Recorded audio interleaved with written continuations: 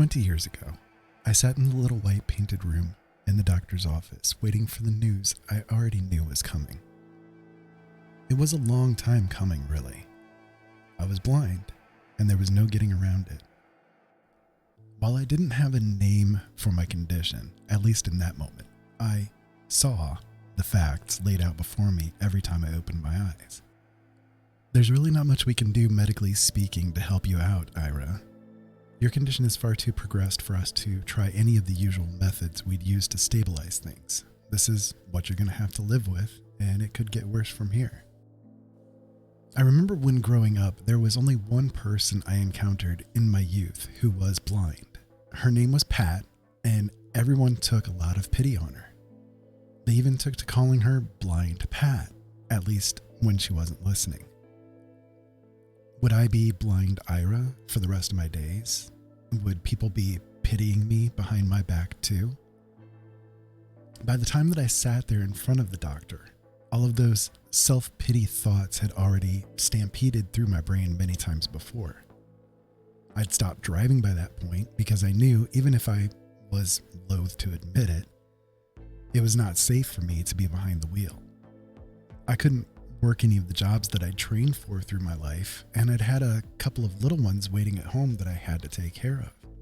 How the hell was I going to get help to make sure my babies had a decent life if I couldn't even see them anymore? So yeah, the self-loathing, the depressions, and admittances had already come, gone, and come again in the months that I waited for that doctor's appointment to come up. So I expected the worst with it. I was blind, and the doc confirmed my fears that there would be little that I could do to change things around for the better. Well, I voiced my thoughts to her. I couldn't help it. They flowed like water, and she sat stoic, waiting for me to finish. And that's when she said what I'd never forget.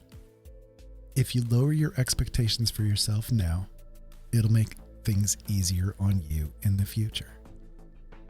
Well, at the time, I brushed it off. I didn't know exactly how to respond to that kind of thing, especially when I still had no clue what that sort of future me might have in store. Maybe I could try this thing, or perhaps that new bionic eye surgery would finally get released to the public. I'm sure the phrase that doctor used is a familiar one to many people with disabilities. It seems so rare to find people, even medical professionals, who do not try to put labels and limitations on what we are or are not capable of achieving. It's not a malicious thing, I think, when they say that sort of thing. Most of the time, I believe they do have what they think is the right thing in their heart.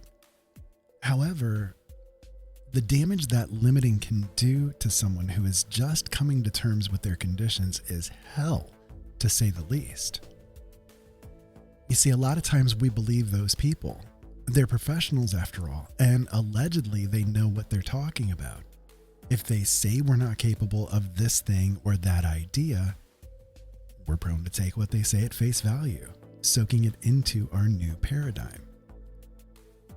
So, many of us end up spending a lot of time trying to put our hopes and dreams into a little box and shove it under the bed because we're never going to make them happen. We put all that potential away, fall into our pits of despair, and fall for that trap laid out for us because someone thought they were doing the right thing by tempering our expectations. I know better now, of course. I took those ideas that the doctor had and threw them out long ago. I'm blind, sure. That's part of who I am, and I don't know what I'd be if I weren't that. But I'm also a writer, I'm a parent, I'm a painter, I'm a gamer, a spouse, a huge fan of Star Trek, and most of all, I'm not limited by what others expect of me. I may not be the me that I once thought I would be, but I'm happy with what I have, and I wouldn't have me any other way. And I never expect that to change.